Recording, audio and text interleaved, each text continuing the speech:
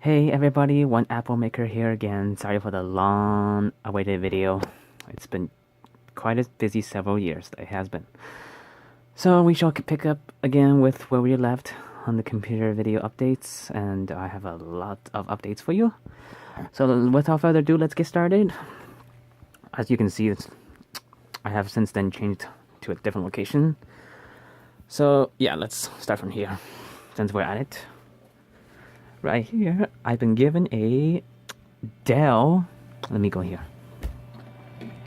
Dimension L800R computer, and that computer is running a Pentium 3 processor at 800 megahertz, has a 512 megabyte RAM, a very loud quantum-like hard drive, quantum brand hard drive, Bigfoot, from those days, if you remember, 10 gigabytes. So right now it's running my weather station software where I upload all my data to Weather Underground, and here is my Davis weather station main console. The ISS is up on the roof. If you haven't seen my video for that weather station stuff, please check it out. It's probably the third to the most recent video I uploaded. Alright, so then there's your 20-inch monitor from Dell, which is really nice actually, because not only does it have VGA, it has DVI, and it has composite, so that's why you can select 1, 2, or 3 inputs. So when it does composite, I can actually use this Samsung document camera to do my homework and stuff. And then my favorite snack to munch on when I don't do a lot of stuff is Hello Panda. You can find it in Asian stores, a lot of stores actually. And then let's see, what other gadgets do I have? Glowing ball. I have a lot of these USB based LED lights, which is really cool for testing power banks and also all sorts of USB power outlets to make sure that they work, and also just to give you a light, which is really nice. And I have 2 of them because 2 is better than 1, right? And then not only that, I also have in there 3 of the little 6 LED reversible USB lights, which is really nice actually, and I like these a lot compared to these. But these are nice too because it kind of depends on what the application that you're using it for. So these are nice, and then I have 5 of them, but 3 of them are in here right now, and 2 of them are somewhere. And let's see, this bag is full of cables, and then I bought this, what is this, Anchor USB to lightning cable. I haven't opened yet because I thought I might use it, but I haven't, because I'm waiting for all my other lightning cables to die first. But yeah, micro USB, lightning, and a 30-pin Apple iPod connector. My Linksys 50G access point to hook to the router, because apparently our router is still a 54G, which is terrible. It needs to go to the end, but refuse to upgrade, I guess.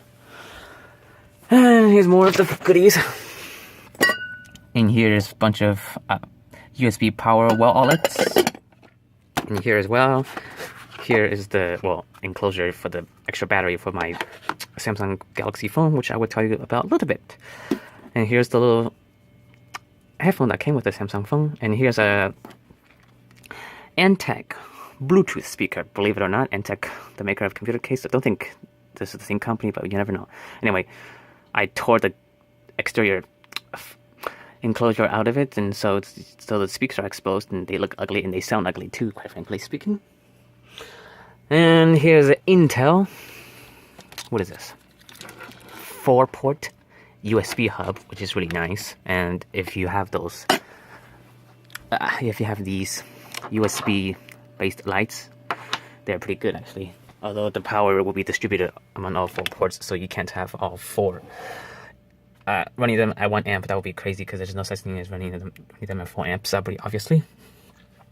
Bunch of hard drives and some closures, and so mostly SATAs and some IDEs for an older laptop, 20 gigs and 30 gigs. And if you have a lot of power banks and a lot of power wallets and a lot of USB cables, you need to make sure that you test them, because sometimes they are just shit, to say the least, in quality. So this one will test the amount of power that is going through your phone that is being delivered by the power bank or the wall outlet. So this is just one of the few tools I have. So this one, top one will measure the voltage, and that bottom one will measure the amperage that's going to your phone. This is the other one. I can open it with one hand, of course. The main console is missing, but I'll show you just a bit. But anyway, this is the test. This is the dummy load, which will help to test your power bank and power wall outlet, just in case you don't have a phone to test your power bank and power wall outlet with. So I'll show you the test meter later. That's something like this one, but yeah, later. And then here's another one, which is the main unit is also out, which I'll show you later once we get to that area. And the computer fans, yep. More stuff. USB mouse. You have all these cables and car mount, which is really nice because I like this cellular car mount attached to the Garmin base, which is really nice because the cellular one they come with is trash. And then here's my radio that I found at a second-hand store. Apparently the battery just died. That's lovely. It's really good radio. I like Sony radios. They're really good. Here's all the motherboard boxes for motherboards, cables, and accessories that came with it.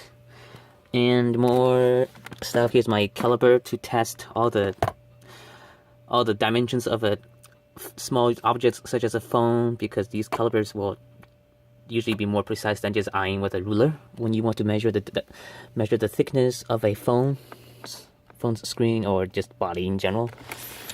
Power stuff, and yeah, and the Wii system back here. Totally forgot to mention that. All right, let's move on.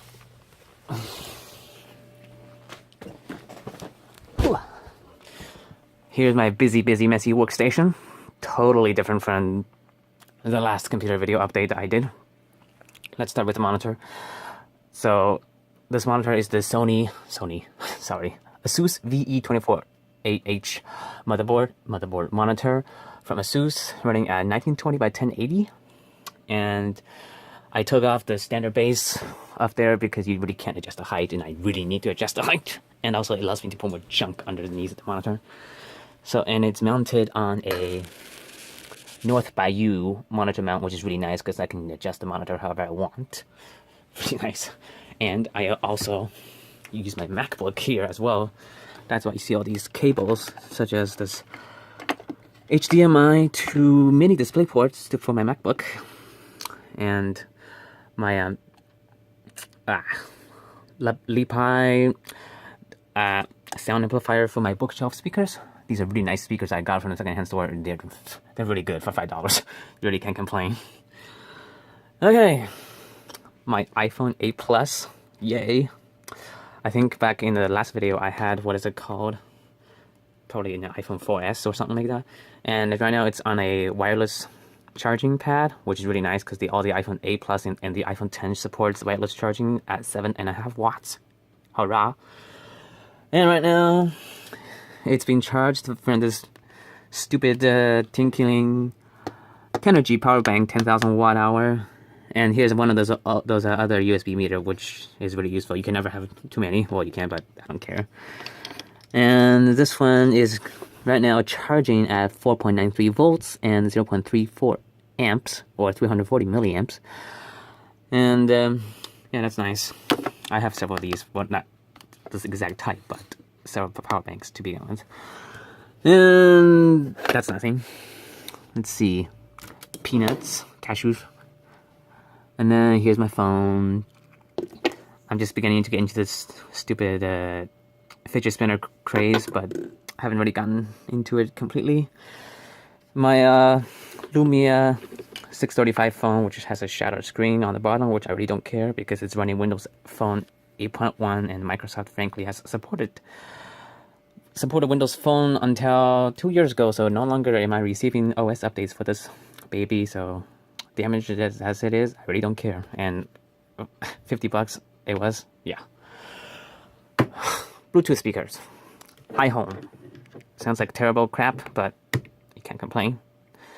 Another speaker I found at this one is Polaroid. I found at a secondhand store. It's okay. It's just like sounds the same as the Antec speaker. And then when I really want sound quality, I will go for this Bose Sound Mini 2 speaker, which is really nice. And if you have a small enclosure space, you will really experience the full sound effects especially with the bass, because enclosure that small will usually have less distance for the sound to travel. And then here's my Sony AE2i headphone, which is really nice. I like it. And then here's my 19-inch LCD TFT monitor from Dell that I got from a secondhand store. Apple wall charger from an iPad. Hurrah! You can use this on an iPhone 10, which it will definitely charge your iPhone a whole lot faster than that stupid 1-watt charger Apple has been putting with iPhone since God knows when. And let's see, JBL wireless Bluetooth headset, pretty awesome. Dongle adapter for a headphone. Micro USB cable. This little baby. I got this from my work. This is the Lenovo Q190 data center mini PC running Windows 8.1. Has the Intel Celeron processor. I forgot what model it is, but it's the ultra low voltage variant, which is really nice. And I put in an Intel SSD in it, 180 gigabyte. Forgot the model number. So it's really blazing fast, despite the fact that it's only got 4 gigs of memory and some stupid ass low voltage processor. And let's see, USB to PS2 adapter for keyboard. And I don't know why, but I just felt like I gotta buy this. So I bought this dancing audio speaker. So when you have audio that's going, especially with the bass, you'll see the water dance along with the lights beneath it to show you the water that's dancing. And the nice thing is it's powered by mini USB, so you can just connect this to your computer's USB port and have it powered by the computer instead of having to have one extra dongle for running out to your wall outlet or power strip. This baby, you saw it in my last video, except I have upgraded the internals, because the internal that was in there before, which was the Gigabyte GAG41MES2L motherboard and the Intel Core 2 Dual E7500 processor with 4 gigs of memory, have been generously shifted to my parents' place now because they needed a replacement computer, so I gave them that. And after that, I upgraded this thing with a Intel DZ68DB Z68 based motherboard with an Intel Core i5-2400S. I'm sorry for that S processor. That was the cheapest price I can find on eBay back then in 2012, and has 8 gigs of DDR3 RAM. And right now it's just kind of just a backup machine, because why not? And I just custom slap these logos on here. And trust me, it's a good workforce. I like it. And also I acquired not long ago, probably like a year after I made my last video, the iMac G4 with a Power G3 800 MHz processor and upgraded 384 megabyte RAM and 40 gigabyte hard drive. It's been in storage since, because I just don't find it useful right now unless I really need to kick back to the retro vibe to feel the goodness. Right here, I got another computer. It's running it's got the HP something motherboard. Right now I can't think. With a Pentium 4 processor that's at 2.666 gigahertz, but the motherboard can only support 400 megahertz frontside bus with wait, 200 megahertz runs the bus, so which means the processor can only operate up to 2 gigahertz. So we have a 600 megahertz performance loss, whatever, I guess. Oh, my collections of power supplies, optical drives, floppy drives, speakers that I sometimes test with that audio amplifier, or try to blow them up if I want to, I guess. And more stuff. And here is another one of those USB power meter thing that is really useful, and this one is more spending, heck yeah, because it's more accurate and you get much more precision with your decimal points, which is really nice. And this one, you don't have to always have the thing turn on. You can always go to different screen modes, which is really useful. And especially if you go to the graph mode, that one's off right now, but if you go back to the, keep scrolling by clicking this top button. Oh, that's weird. Whatever. Anyway, so you can turn it off too, so that in the nighttime you don't have to have it running all the time. And this is the AVHZY CT2 USB test meter on Amazon, and I like it. It's pretty good. And then here's another one. This one is the YZX Studio ZY1273 or 1271, I think. No, it's 1271.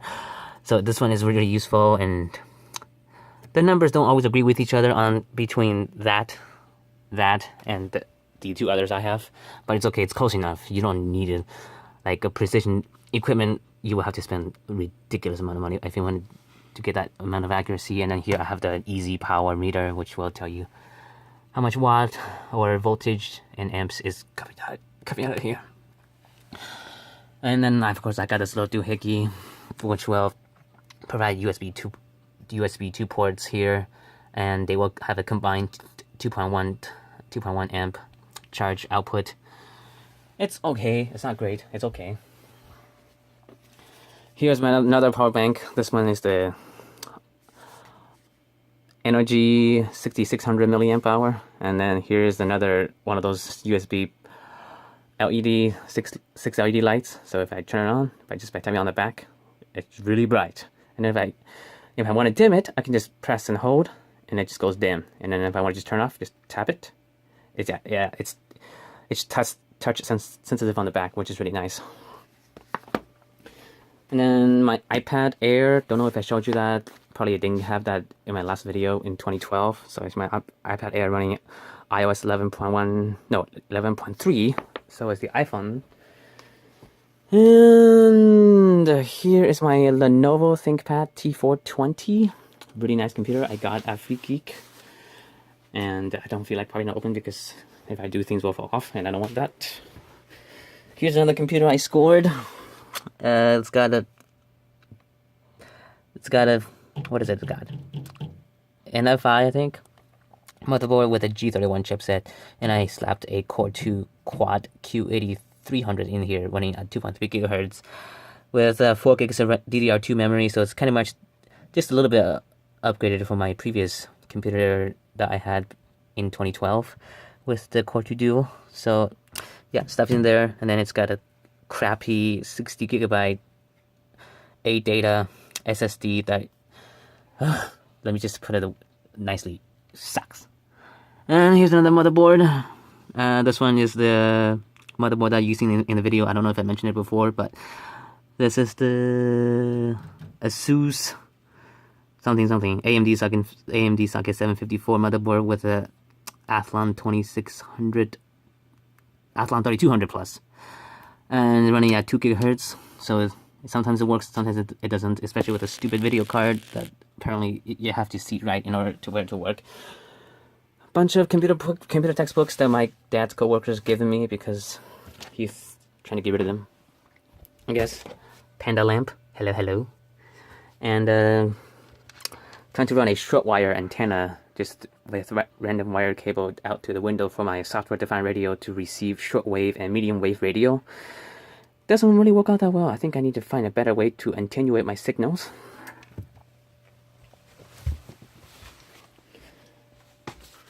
Move this conch. And then here is my... oh yeah, let me show you this first. Here is my iPod Nano 3rd generation that I got from a secondhand store. It's got it's loaded with all my music. Well, no, just majority of music that will fit on here for being a 4 GB iPod. And here's the I Love Bluetooth speaker system. Really nice bass, actually. I like this. For $44, you really can't complain. And then here's my Sony F1 HD radio system, which is really nice. I like it. Probably costs way too much for it, but when demand is high and supply is scarce, that's what you get. Supply and demand at its best. And then here's a Sanyo radio alarm system with radio iPod support for older iPod and iPhone standards, and a nice way to wake up to your alarm, I guess. And then under here is my CO lead acid deep cycle car battery that I use for powering numerous devices with crap on top of it right now. And oh, I've got to share something. Here's my Samsung Galaxy Alpha that I got. It's running Android version 5.1. Not KitKat. It's KitKat. And it's okay. It's kind of sluggish for being a phone from 4 years ago. And then the phone that I'm recording right now for this video is the Samsung Galaxy Alpha. Samsung Galaxy S6 Verizon unlocked. I just got this phone not so long ago, and so far it's okay for being a 3-year-old phone running Android 7.0 Nougat. And I like it, actually. It's pretty good. And then if I want to get it to work with AT&T, I just have to swap the SIM card out of my iPhone 10, put it in here. Just make sure that you change the APN settings to have it work with AT&T. And although you probably won't get LTE because all the LTE bands are not supported, you'll still get at least HSPA plus, which is still considered 3G speed. But hey, you still get internet, okay? It doesn't have to be the world's fastest internet. It just has to be internet. All right, I think that was it. Oh my goodness. Oh, under this box, I have lots of old PCI-based sound cards, Ethernet card, a modem, and AGP-based graphics card, and some random motherboard. Oh yes, I still have that Dell 3000 motherboard in here, along with the Pentium 4 processor that's still sitting in it. Just need to find a way to get rid of it or use it until it dies. Probably when that computer dies, and then I will salvage the mainframe body and put that motherboard in there, or move one of those computers up to where that Dell LR800 is. Whenever that day comes, I'm pretty sure it's gonna be soon, because that thing has been a good sport for, shall we say, 19 years. Oh, and how can I forget my main computer? I'm so sorry for forgetting. This is my main gaming rig now. Everything's been hardcore upgraded. I have, let me just get low. I have a Asus Z170K motherboard, mid-range gaming computer motherboard, and then underneath that water-cooled cooler, I have the Intel Core i7-6700K processor, not overclocked, standard clock at 4 GHz. Back there is the radiator mount with the one standard PC fan behind it to do the push and pull configuration. So that's nice. Otherwise, this radiator won't sit correctly in this case. And then right here, I have the Creative Blaster Sound Blaster sound card. I forgot what it's called. Sound Blaster Z. Thank you. And then right here, I have the PNY GeForce GTX 760 running at PCIe 3.0 speed, which is really nice because when this was in the system that I had before, it was running at PCIe 2.0 speed, and I was getting half the actual bandwidth of the PCIe 3.0 bus, and I was not happy. But now I'm happy, and I'm thinking about getting a 1060 or 1070 once the graphics card price goes down after the Bitcoin and everything else, digital currency mining craziness goes down. And then let me see if I can find that PC. There it is. behind that audio card, as you can see, there's a PCIe based NVMe SSD. That's the Intel P600P, 256 gigabyte NVMe based SSD. Really fast compared to SATA standards, and so far it's okay. It's not the best performing SSD, unlike the Samsung 960 Pro, but it gets the job done. Can't complain. Well, I can, but it's not gonna do anything good. And then back there is just a standard USB 2.0 port where I connect all my peripherals, such as USB keyboard and mouse to it. And if anything needs a USB 3.0, I will just connect it to the motherboard's onboard USB port. Here's I think that's the same power supply that I've been using with the system that I was talking about in my last video with the Core 2 Duo system. And let's see. No hard drive in there because right now everything is just running off of SSD, and if I need to do a backup of anything, I just connect to one of those extra hard drives that I have lying around. I have a USB interface. Right there, I have 16 gigabytes of DDR4 memory running at 2400 megahertz with a XMP 2.0 profile. That is awesome. And then, let's switch this baby around. This gaming case is from Entech. I think it's MB505. Don't quote me. Something. Here's a Blu-ray player. Don't know if it was showcased in the last video. Probably not, because this thing just came out in 2013, I guess. So it's really nice because it's a Blu-ray burner. So if I want to burn Blu-ray stuff, I can. But mostly I just watch Blu-ray stuff on here, and it's really nice. And then behind here, this door, which is really nice because it's got dust filters. It's got dust filters everywhere, which is really nice for very, very nice basic just basic gaming case. So right here you have a USB 3.0 based card reader. You have it supports USB 3.0 devices. Go away. You have the micro SD card that supports SDXC and HC, and even the UHS 1 and 2 standards, which is really nice. And you have the standard SD card slot that also supports UHS 1 and 2 speed standards, so you can get a really fast speed. CF card, MMS, XD, and SC slots, blah blah blah. Your normal average Joe. Alright, I think that's it. This has been a long video because everything's been changed since my last video, and hopefully I didn't damage this. But yeah, thank you for joining me, and I do apologize again for this long overdue video. Thank you very much for watching, and if you haven't subscribed to my channel, please do. Yeah, thank you.